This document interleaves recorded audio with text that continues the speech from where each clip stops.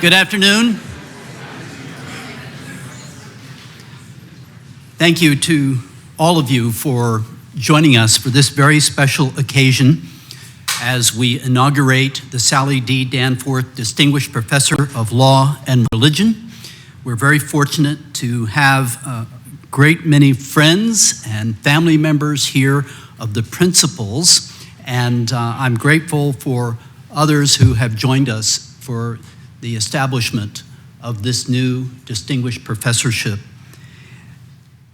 This School of Law is now beginning its 150th year, and Dean Nancy Stout has organized a whole host of events. She says 150 events during this year. We've already had a great beginning, and I'd like to thank her for the leadership of the school. She wants to impress upon you the opportunity to have one of these pens that says 150, and I'd like to also acknowledge the leadership of other deans who are present this afternoon. Dan Ellis and his wife Sandra are here. Thank you, Dan. You were the chief architect of these wonderful facilities we now enjoy. And also Dan Keating, who is a multi-term dean, and his wife are here. So Dan, please stand and receive our thanks. Jane, thank you.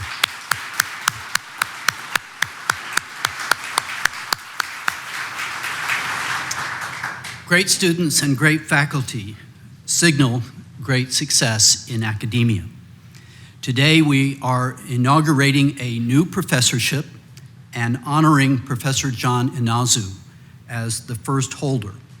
We're very proud to be able to do this for John, but he has already established himself as a great scholar, a great educator, and contributor to the School of Law, to Washington University, and importantly, the John C. Danforth Center on Religion and Politics.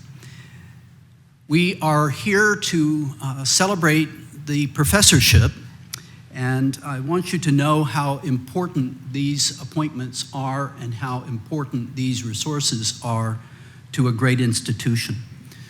These professorships are reserved for our most outstanding faculty and assure in perpetuity that we will have support for leading scholars like John Inazu. We're very fortunate to have these resources, and I'm grateful to Jack Danforth for choosing to honor Sally for the establishment of this important professorship. Professorships will endure as long as this institution endures. That's probably longer than our buildings.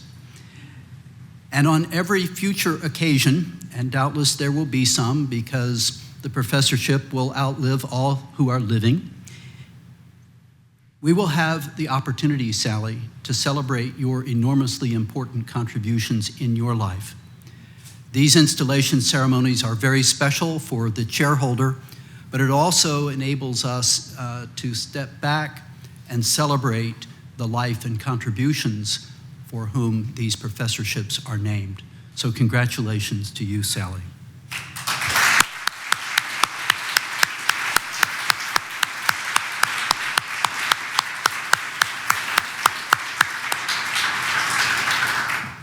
John Inazu has a very large following, including members of his family. His wife Caroline is beside him, and they have 3 children who are here: Lauren, Hannah, and Sam. They're right over here. John's parents, Sandy and Willie Inazu, are here, have traveled from Colorado Springs.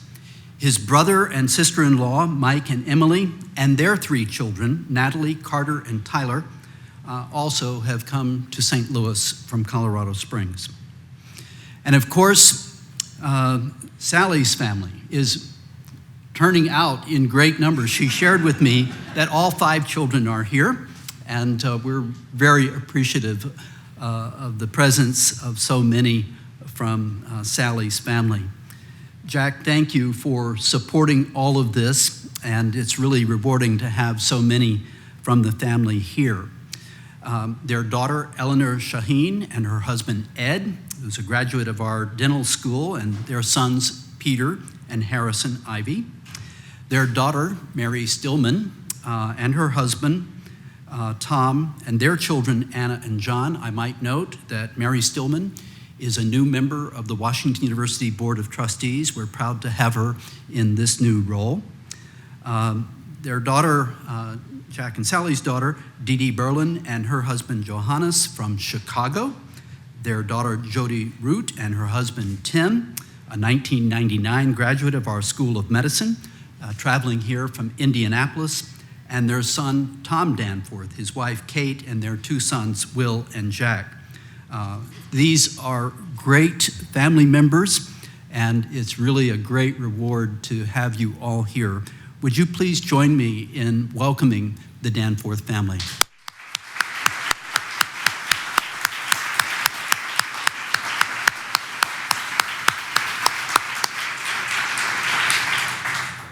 Not sitting up close, but nonetheless an important figure in the Danforth family and in the history and, I hope, future of Washington University is William Danforth, my predecessor. Bill has been instrumental in the advance of Washington University, having served as chancellor 24 years, and it was under his chancellorship that this building was conceived and named, and I'm deeply grateful to you, Bill, for being with us this afternoon to celebrate this professorship honoring Sally Danforth. Bill, thank you very much.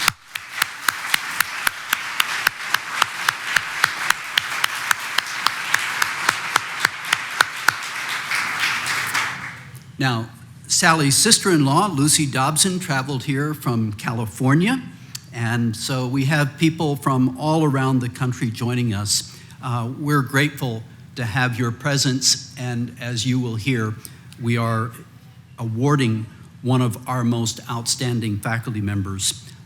This is an important role because our Sally Danforth Distinguished Professor of Religion and Law will be working with the School of Law and its education and scholarly mission, and importantly, the university-wide John C. Danforth Center on Religion and Politics. John will be engaged in the educational mission at all levels and a key contributor to the center. Let me tell you a little bit about Sally and Jack. This is a very important day for them, I am told. It's their 59th wedding anniversary. So congratulations to the two of you.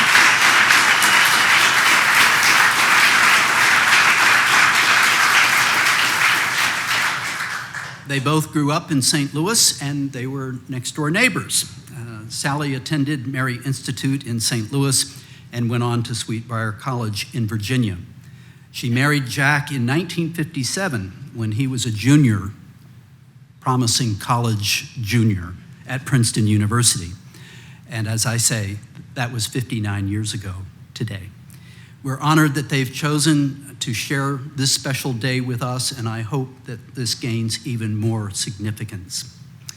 Sally is highly regarded for her volunteer work. She has served on the boards of numerous organizations in St. Louis and in Washington, D.C., including the St. Louis Art Museum, the Alzheimer's Association, the Washington Performing Arts Society, and Mary Institute and St. Louis Country Day School. She's a founding member of the Komen Race for the Cure and the Parents Music Resource Center. Sally's magnetic personality is one of her many remarkable qualities.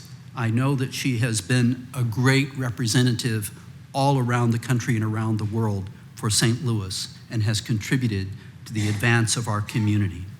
She is gregarious, funny, and genuinely interested in everyone she meets. Her natural gift of relating well to others has served her well in her very important public roles.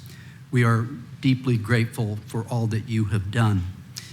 Sally has contributed to Jack's success in his political life. An important contribution was Sally Danforth's cookbook, which helped win over many women voters. Jack was known as a statesman, and Sally helped make personal connections that were essential for Jack's political success. Ultimately, Sally was the reason Jack left his distinguished career in Washington, D.C. to return here in St. Louis to his private life. When he submitted his resignation as U.S. Ambassador to the United Nations in 2004, he wrote the following, quote, 47 years ago, I married the girl of my dreams. And at this point in my life, what is most important to me is to spend more time with her. Sally, thank you for bringing Jack home. Sally and Jack are true champions for our community, for our country, and they have made together very important contributions of lasting significance. So it's highly appropriate that we celebrate this new endowed professorship named in honor of Sally D. Danforth. She is an inspiration, and as I say, this professorship installation in the fullness of time will be repeated, and your name will be forever associated with Washington University. The Danforths have made important contributions here in many ways. I'm looking forward to an even brighter future for the John C. Danforth Center on Religion and Politics, with John Inazu taking up this new endowed professorship. I'd like to invite now Sally and Jack to come forward to give them a little memento and invite them to make a few remarks. Please join me in welcoming Jack and Sally Danforth.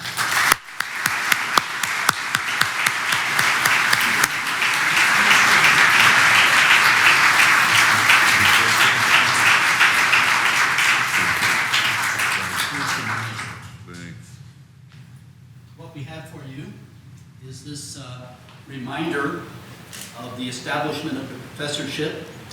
It is a somewhat permanent memento, and it has the seal of the university on the face, and it's engraved with Sally D. Danforth, Distinguished Professor of Law and Religion. Congratulations.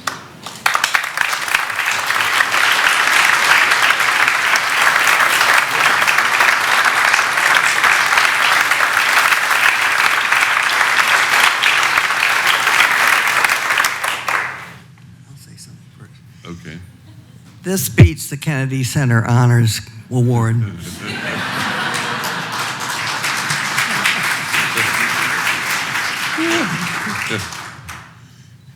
you want to sit down? Yes, I will. Okay.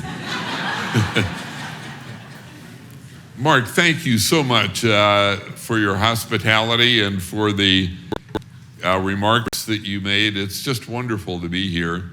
And it's wonderful that for us, that all of our 5 children and their spouses are here, and several of our grandchildren are here. I do want to say to you that Will Danforth is 3 years old, and Jack Danforth, poor little tyke with that name, Jack Danforth is not yet 6 months old. And so if there happens to be an early departure from these proceedings, it will be out of necessity, and they will not be making a statement by doing that. There are 2 purposes behind endowing the Sally D. Danforth Distinguished Professorship. One relates to the curriculum of the Center on Religion and Politics. It would not be complete without serious study of how law defines the place of religion in our public life. This seems obvious. The establishment and free exercise clauses restrict how government can engage in and affect religious practice. The competing weight given governmental mandates and religious freedom is a current issue in both law and politics.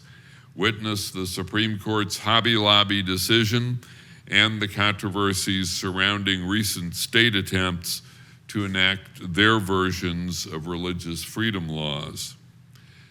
The second purpose is to honor Sally. And with so much attention on me during my public life, it's about time. With this chair, as Mark pointed out, Sally's name will be known for generations. But I want you to know more than her name. So I asked her oldest friend and our children to tell us something about her, some little facts or characteristics that would give us windows into the person. And then I'll add my own little windows. Well, this is from Sally's oldest friend and a dear soulmate. And I quote, "Sally has no sense of entitlement, which is refreshing in today's world. At a dinner to celebrate her birthday, after everyone had toasted, she stood up and said, 'Why me? Why has God chosen me to be the recipient of so many blessings?' Sally is lively and entertaining, and she is more. We talk about religion. She shares her deep faith and her strong belief in prayer, not for herself, but for family and for friends in need. The majority are prayers of gratitude. Thank you, thank you, thank you, God." That from Sally's friend. This from our 5 children. Right before each of us got married, Mom offered a critical piece of advice to her daughters. Don't wrap the stocking stuffers. She described the exhausting effort she undertook to create magic for us while we slept, the tedium of tucking wrapping paper around awkward shapes like Pez dispensers and wind-up toys, and the knowledge that all this effort would be undone a few hours later.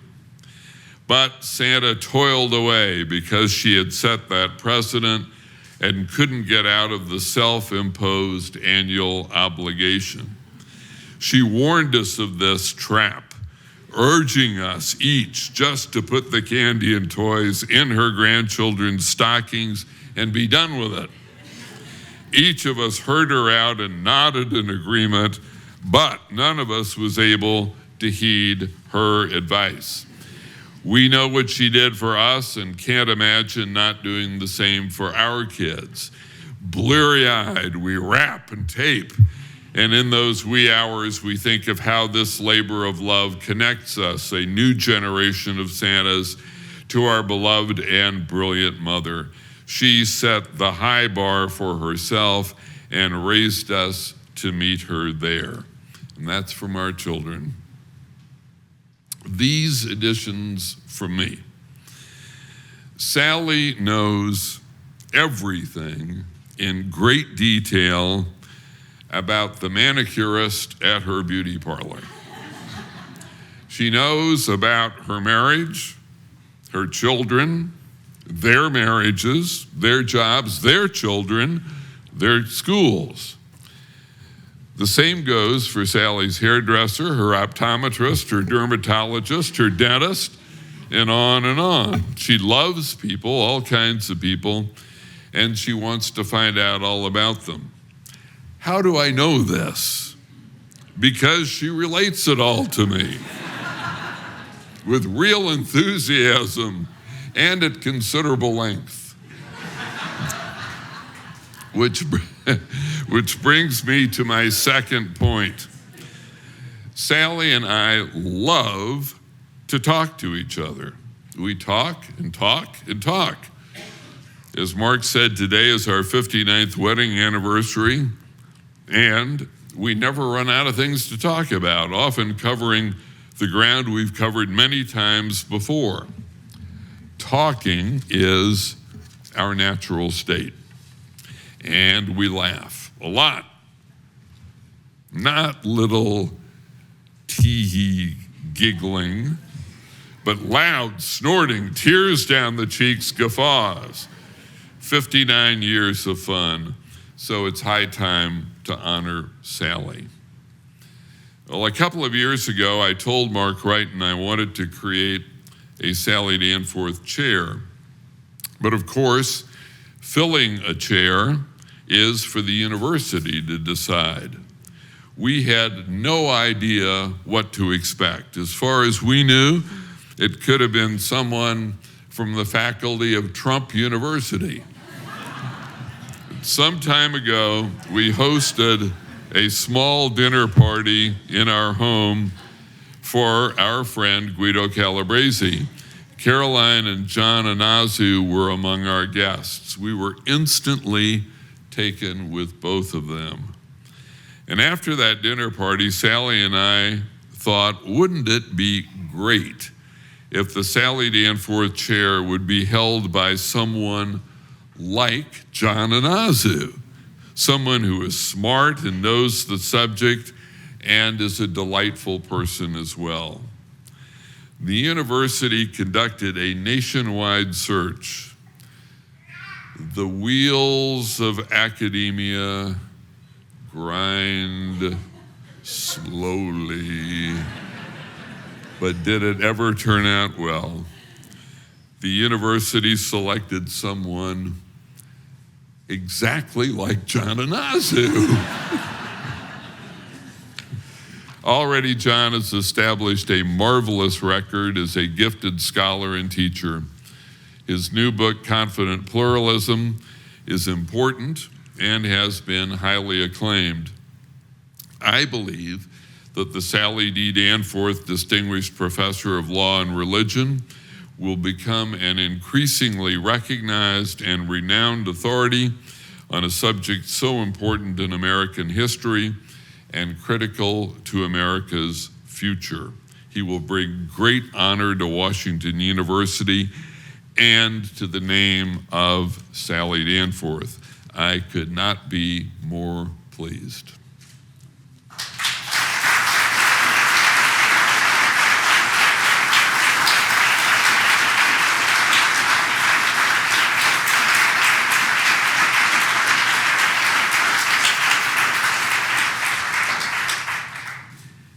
Well, maybe the progress is modest in pace, but I agree we have an outstanding outcome, and maybe we're just a tad faster on moving ahead on important issues than the United States Senate.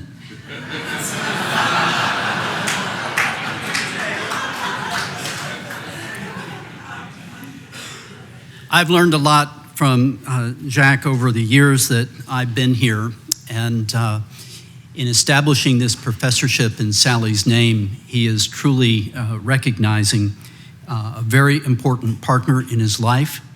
And this is going to be a very special professorship because we have, in fact, carefully selected the inaugural holder. And in the fullness of time, when people look back and review who's held this professorship, our starting point is a very high mark. So thank you, Jack, for your generosity in honoring Sally in this way. I'd now like to introduce the Dean of the School of Law, Nancy Stout. Following Nancy's comments, we're going to hear from Professor Marie Griffith, the holder of the John C. Danforth Distinguished Professorship in Humanities and Director of the Danforth Center on Religion and Politics. Please welcome Dean Nancy Stout.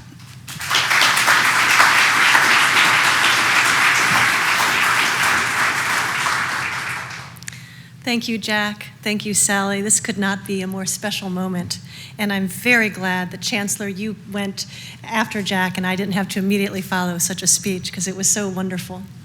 This is my distinct pleasure this evening to honor Professor John Inazu with the Sally D. Danforth Distinguished Professorship in Religion and Law. There is no person better suited in the entire world, not just a national search. We did a worldwide search. We looked high, we looked low, and the best person in the entire world was right here, Professor John Inazu. So let me tell you a little bit about Professor Inazu so you too can see what we all see.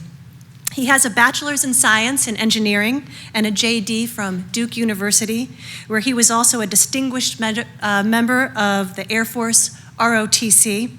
After graduating from Duke Law School, Professor Inazu worked for several years as an associate general counsel in the Air Force, and then he served as a law clerk to Honorable Roger Woolman of the United States Court of Appeals for the Eighth Circuit, a prominent circuit here in the United States. He then pursued his passion for academics, earning a PhD in political theory and law from the University of North Carolina. And then we got into the act. Washington University School of Law recruited Professor Inazu in 2011, and he has made an incredible mark from the start. Professor Inazu's academic writing focuses on freedoms of speech, assembly, and religion. He is the author of 19 scholarly articles and 2 university press books. In his most recent book, Confident Pluralism, Professor Inazu considers one of the greatest puzzles of our day. What do we do with an increasingly polarized and divided society where we live in communities, shared communities, but no shared vision of the common good? Probably the most important question of the day. Well, Professor Inazu offers an elegant answer for this paradox. Through a model of confident pluralism, he argues that our legal system has an important role to play to protect individuals' rights, to meaningfully differ in dialogue and debate, and yet foster tolerance, empathy, and patience. Professor Inazu is widely viewed as one of the most impactful thinkers of the day. To say that Professor Inazu's view of debate and dialogue is valuable and interesting is an understatement. When he presents a talk, the size of the audience is likely to reach 1,000 people, and this is a casual weekend speech for John. His work is routinely cited in the media, including The Economist, The Washington Post, Atlantic Monthly, CNN, and so forth. He has served on the advisory committee to the United States Commission on Civil Rights. After the events in Ferguson took place, Professor Inazu took to his computer and posted thoughtful commentary, which went viral across the world. He does not shy away from the most important issues of the day. He helps us be better and do better every day. Now, Professor Inazu is also very popular among the students. I'd like to share with you a little bit of what I found when I looked into what John Inazu is doing in the classroom. He fosters debate and dialogue on deeply controversial issues, and what I found is that he has a lot of fun along the way. I'm quoting our students now. Professor Inazu's classes are a model of respectful disagreement. It is obvious that he is super smart. He is fantastic, provokes thoughtful inquiries in class, which we then all take out of the classroom to our friends and our families. What a compliment. No one is taking my tax lectures out of the classroom. One of the best professors ever. He infuses the class with humor, intrigue, and a positive attitude. Prof. I, that's what they call him, Prof. I is exactly the law professor I had hoped to have when I decided to come to Washington University School of Law. And finally, one student said, in the course, I was exposed to a variety of different philosophical views on the role of religion in public life, some of which I had little or no experience with. Prior to your class, I was seriously challenged in class, but overall, I sure had a great time. As a dean, I am proud to have Professor Inazu in our law school family. I am proud that Professor Inazu will be the new Sally D. Danforth Distinguished Professor of Law and Religion. And as a colleague, I am so excited to have a great scholar, thinker, and teacher on campus. John, congratulations.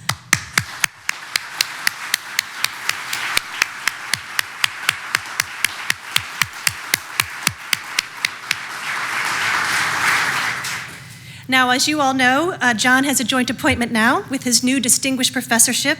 He is now formally a governing member of the Danforth Center on Religion and Politics. And for this reason, Marie Griffith will come up and introduce John as well. Marie Griffith is the John C. Danforth Distinguished Professor in the Humanities and the director of the Danforth Center on Religion and Politics.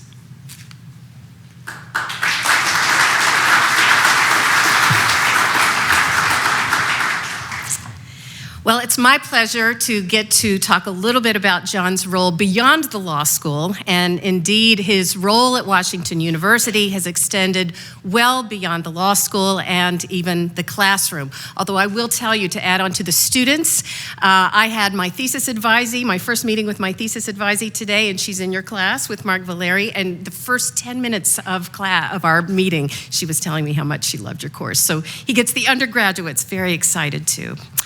John is currently the co-organizer of the First Amendment Scholars Roundtable. He is the chair of the Scholarship Committee and the University Standing Committee on Facilitating Inclusive Classrooms. He has worked with the Student Veterans Association as the faculty advisor for 3 years. And previously, he co-organized the Washington University Regional Junior Faculty Workshop. As I know well, and a little closer to my home, he has been an engaged member of the John C. Danforth Center on Religion and Politics since he joined the Washington University faculty 5 years ago in 2011, at the very same time I did. John served on the center's faculty executive committee from the very beginning, which meant that he was working with me and my faculty colleagues at the center on matters especially pertaining to programming. When we began our faculty affiliate program 2 years ago, this is a program that honors select faculty across the university whose work pertains directly to our specialization. John was one of our very first faculty members we invited to serve, and he did, participating in a number of our public events and interacting with many of our distinguished guests and our students. He has regularly participated in our bi-weekly colloquium on religion and politics for several years. And even before he was named to the professorship we celebrate today, he had agreed to teach an undergraduate course for us every year. So his commitment to undergraduate education does not start with this chair, it's deep, and that was part of what was so exciting about John receiving this appointment. On a personal note, I just want to say what a delightful colleague John is. As anyone who works with him knows, John exemplifies that old saying, still waters run deep. From the very first time I met John in our first semester at Washington University, he impressed me with his thoughtful and serious intellect. He is an original and outstanding thinker with a razor-sharp mind, but you might not know it at first because, like Sally, as Jack described, he is the opposite of showy. He doesn't throw his exceptional intellect at you or flaunt it. It unfolds progressively and compels you to listen. Not a word is wasted with John. He stands out for his steady but unpretentious demeanor. And I tell you, this is quite something in a profession that is too often filled with egotistical posturing and verbosity. John has already contributed a great deal to the intellectual life of the center. I know, and all of my colleagues know, that John will make many more remarkable contributions to the center's intellectual and public life from here. Professor Inazu, congratulations on your remarkable and prodigious work here at Washington University and on your installation as the Sally D. Danforth Distinguished Professor of Law and Religion. I too am confident you will bring honor to the professorship and its marvelous namesake, Sally, as well as to the law school, the Danforth Center on Religion and Politics, and the university for many years to come. Congratulations.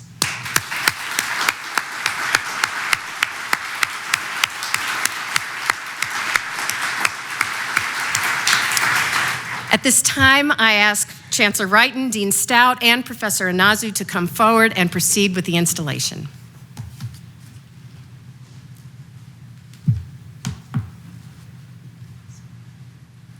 So I have another medallion. This one is given to the inaugural chairholder. It's very similar to the one that I presented to Sally. Again, the seal of the university on the face. It's engraved in the same way, the Sally D. Danforth Distinguished Professor of Law and Religion. On the reverse, Professor John D. Inazu, September 7th, 2016. John, it's my pleasure to formally appoint you to the Sally D. Danforth Distinguished Professorship. Congratulations.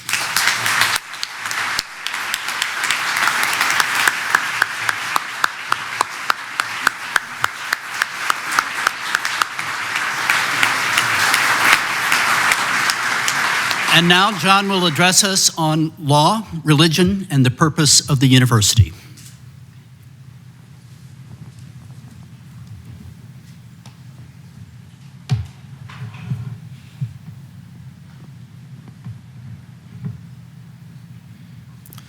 Well, it's a great privilege to be with you. Thank you, Senator and Mrs. Danforth, for making this day possible. Thank you, Chancellor Wrighton and Provost Thorpe, Dean Stout and Professor Griffith, for being here, for your leadership, and for your support.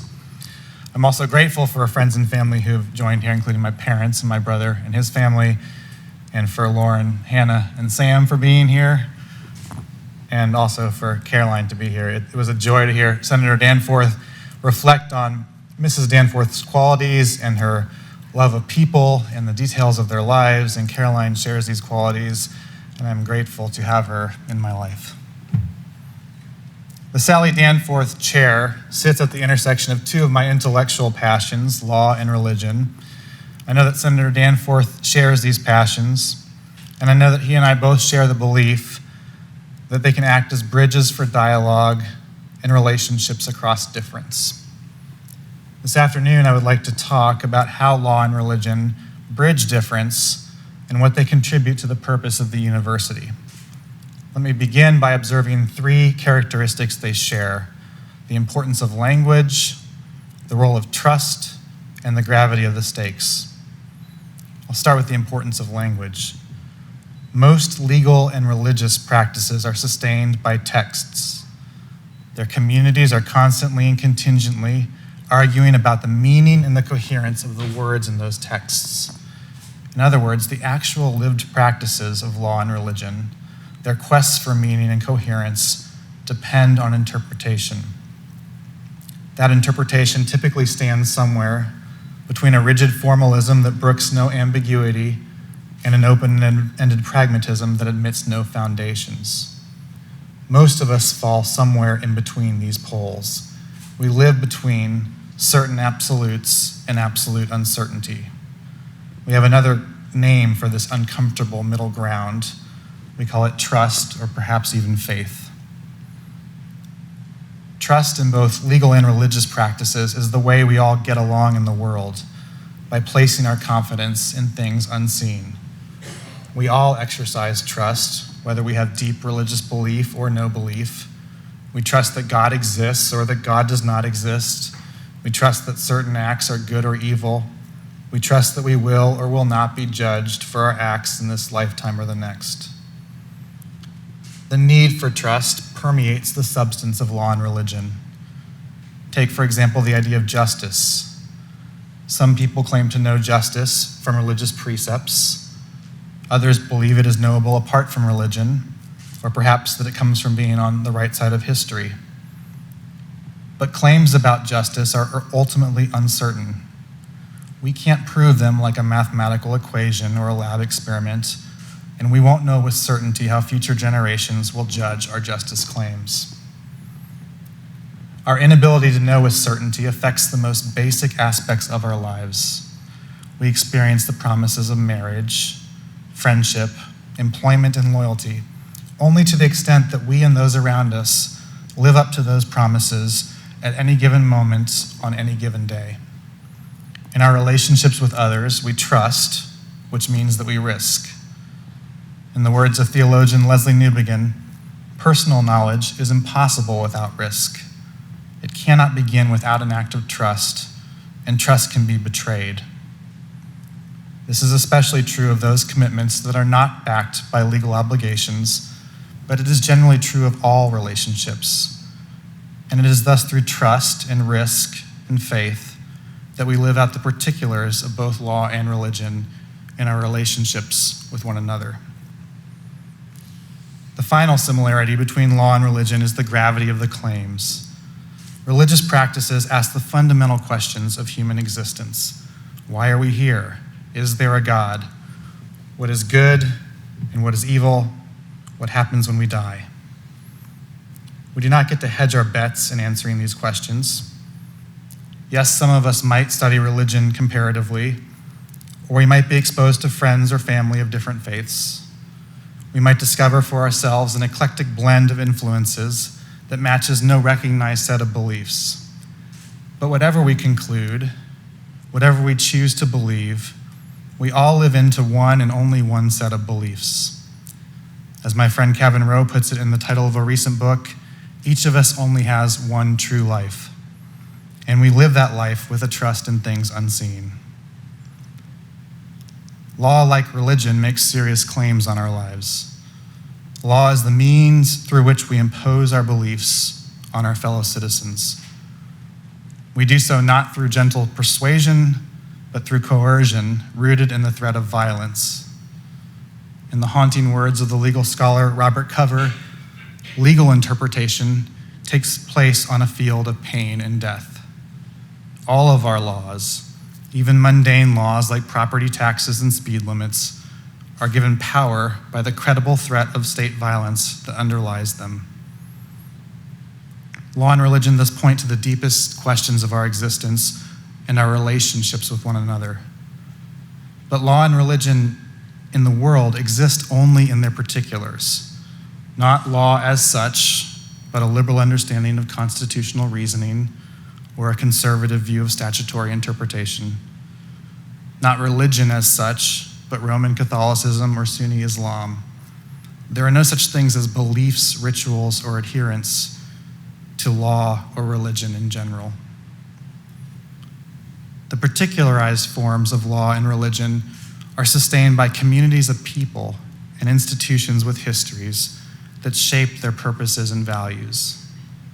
These practices are constantly renegotiating both their internal norms and their relationship to the world around them.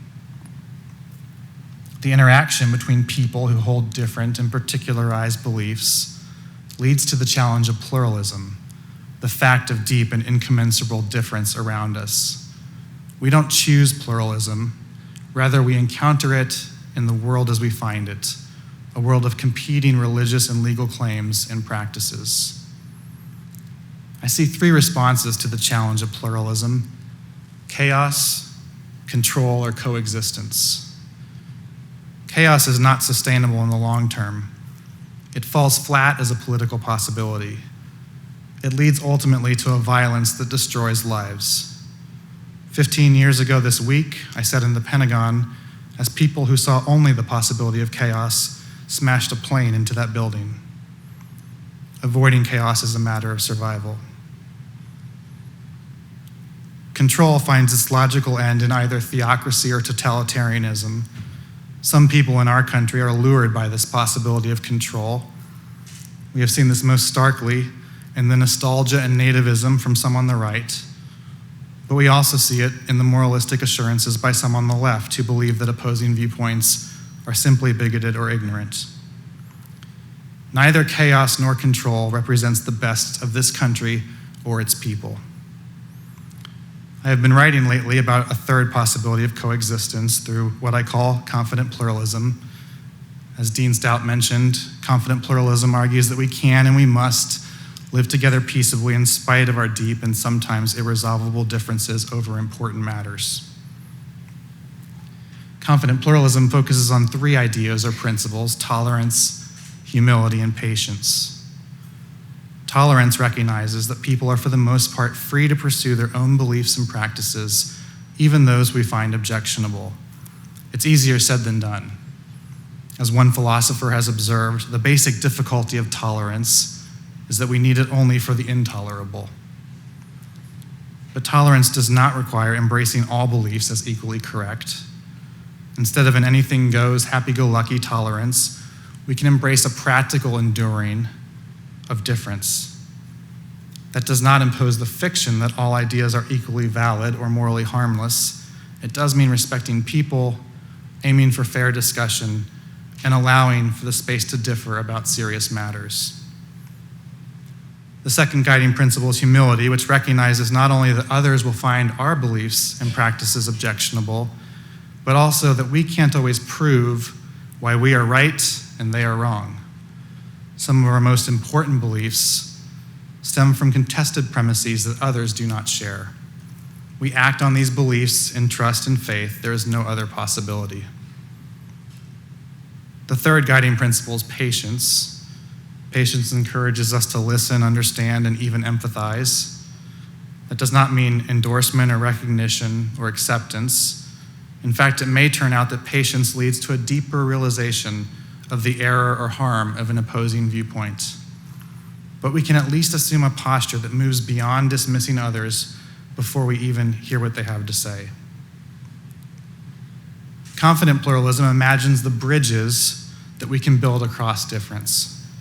This bridge building may not overcome ideological difference. We are unlikely to find agreement on all of the difficult issues that divide us. But we can work together to bridge relational difference. We can come to know each other as human beings and work toward finding common ground. It seems to me that the university is one of those institutions that could best embody these possibilities, fostering genuine dialogue across difference. In many universities today, we fall short of these aspirations when we miss the importance of ideological and religious diversity. Without the ability or the avenues to air real differences, genuine dialogue occurs less frequently, and contested assumptions go unchallenged. Tolerance becomes a demand for acceptance, humility is supplanted by moral certainty, and patience loses to outrage. The reality of the differences among us, including our religious differences, is such that we will not finally have agreement on all of the issues that matter. That is true in our society, and it is also true in this university. This fact of difference puts immense pressure on the coherence of our shared endeavor. We can, of course, name general goals. We train lawyers, we educate students, we pursue scholarship. But can we identify more about the purpose of this university, this law school, and this center? I think we find some guidance from the philosopher Alistair MacIntyre.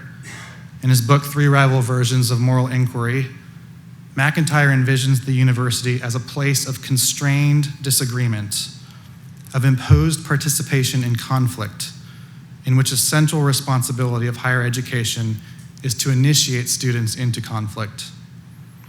This process requires participants to enter into controversy with other rival standpoints, doing so both in order to exhibit what is mistaken in that rival standpoint and in order to test and retest the central theses advanced from one's own point of view against the strongest possible objections. These are lofty ambitions, but they are to me among the most sensible ambitions for an institution like ours. The challenges are daunting. In recent years, many institutions of higher education have gotten worse and not better at facilitating dialogue across difference. Here's author Greg Lukianoff. Some campuses still cling to speech codes and other restrictions on expression, seemingly without understanding that these policies not only chill speech, but also teach students that an open exchange of ideas might not really be such a good thing. And now the tactics and attitudes that shut down speech on campus are bleeding into the larger society and wreaking havoc on the way we talk among ourselves. Lukianoff pulls no punches. He thinks that campus censorship actually fuels the baser discourse that permeates the rest of society. How is that possible? He writes, "It may seem like a paradox, but an environment that squelches debate and punishes opinions in the very institution that is supposed to make us better thinkers can lead quickly to the formation of polarized groups in which people harbor a comfortable, uncritical certainty that they are right." This is a good point to take a breath, recognizing that, as I do, that Chancellor Wrighton and Provost Thorpe are both in the audience. Lukianoff does not place all of the responsibility on higher education. As he writes, there's plenty of blame to be foisted upon the right wing, the left wing, and every point in between, not to mention far-reaching social and technological changes. But now we come to one of his most important claims. Higher education is our best hope to remedy oversimplification, mindless partisanship, and uncritical thinking. Many people in this university are making such efforts. I'm grateful, for example, to law school colleagues who have made possible common ground despite deep differences. My ability to write an article with Marion Crane, to plan a conference with Greg McGarrian, or to brainstorm diversity initiatives with Adrian Davis would not be possible if we were unwilling to engage in genuine dialogue across our differences, and in doing so, to discover what we have in common. But I also think that I and we have a long way to go. The past few weeks have seen renewed national attention to debates about safe spaces and trigger warnings. There are serious arguments on both sides of these debates, but I don't think that we can say the university itself or its classrooms are safe spaces. One cannot read a single page of Nietzsche and be safe. One cannot be safe with the Bible, the Quran, Judith Butler, or W.E.B. Du Bois. Texts that are written to challenge, unsettle, and transform are not meant to be safe. This brings us back to law and religion. Both play a central role in unmasking our disagreements and unsettling our expectations. Religion asks us to take seriously the disagreements we have over some of life's biggest questions. Law gives us the rules of the game that allow us to live together in spite of that conflict and that disagreement. Religion and law help us focus on the importance of language, the role of trust, and the gravity of what is at stake. They can lead us to choose coexistence over chaos or control, and they are particularly important in the university, which draws students and faculty from around the world, which affords us a proximity of space and time with one another, and which models a kind of discourse that our graduates carry with them in their next steps. I believe that Washington University can be a place for what McIntyre calls constrained disagreement, a place that initiates students into the kind of conflict through which people learn to live together rather than fracturing through indifference, apathy, or violence. This country now, as much as ever, needs such places. Our polarization is growing, and we are quickly losing the ability not only to see different perspectives, but even to see the humanity of those with whom we disagree. I realize, of course, that naming the university as a particularly important institution for practicing constrained disagreement risks conveying self-importance and navel-gazing, but I want to take seriously the privilege and responsibility of the positions that we occupy. The vocations of teaching and writing bring with them the luxury of time. With our colleagues and with our students, we have the space not only to express disagreement in more than tweets and sound bites, but also to probe the reasons underlying our disagreement. We have the opportunity to make mistakes and to learn from those mistakes, in doing so, forgiving one another. We have the possibility of developing the habits of tolerance, humility, and patience that enable us to coexist in spite of real and deep differences. I hope that Washington University will continue to be this kind of place to embody more of these possibilities. My hunch is that both law and religion will play a role, and it is for this reason especially that I'm honored today to be the Sally D. Danforth Distinguished Professor of Law and Religion. Thank you.